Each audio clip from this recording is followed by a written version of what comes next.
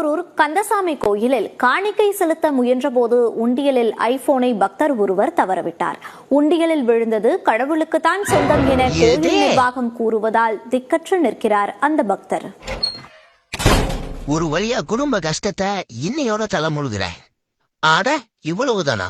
சரி, என்னால முடிஞ்ச உதவி. இத வெறும் கையிலையா கொண்டு போய? இதுல கொண்டு போயிடுவோம். என்னடா சத்தம்?